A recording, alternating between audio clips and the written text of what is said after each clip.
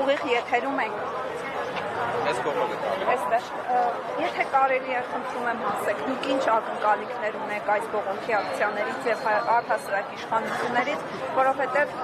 բողոքում եք, ձեր պահանջները ներկայացնում եք 2023 թվականից։ Կառավարությունից, եթե անկեղծ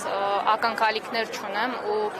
վստահություն չկա, որ իրոք կառավարությունը փորձում է իր ծրագրերում այնպիսի փոփոխություններ անել, որպեսզի մարդիկ ի վերջո կարողանան տուն ձեռք բերել։ Ակնկալիքը այն է, որ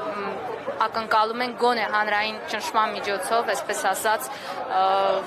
եթե կարելի է ստիպել ձևակերպել, որ կառավարությունը ստանձնի իր առջև դրված պարտականությունները, որովհետև սա բնակվարձի փոխհատուցումը դա բարի կամքի դրսևորում չէ, դա կառավարության պարտականությունն է, որը ստանձնել է ինքը բռնի տեղահանվածների հանդեպ, տրամադրելով իրենց փախստականի կարգավիճակ, եւ մենք բոլորս գիտենք, թե ինչպես է հայտնվել մենք այս կարգավիճակում, եւ սա այն մինիմալն է, որը տեղահանվածները պահանջում են, որ կառավարությունը գոնե լուծի մարդկանց տանիքի հարցը։ Տեսեք, հիմա մեղադրանքներ են երբեմն հնչում հասարակության կողմից, որ արցախահայերը բարձրաձայնում են միայն սոցիալական հարցեր, իրենք հստակ պահանջ չեն դնում Արցախի հարց օրակարգ բերելու, արցախահայերի վերադարձի հարցը։ Տեսեք, եթե սա իհարկե իմ սուբյեկտիվ կարծիքն է, որովհետև շփվելով բազմաթիվ տեղահանվածների հետ ինչ կարող եմ ասել, եթե լուծված չէ մարդկանց տարական տանիքի հարցը, եթե մարդիկ փողոցում են հայտնվում, ապա իրենք չեն կարող մտածել ավելի հիմնարար ու ավելի կարևոր իրավունքների մասին, դա մեր հետ վերադարձի եւ մնացած այլ իրավունքներն են, ուստի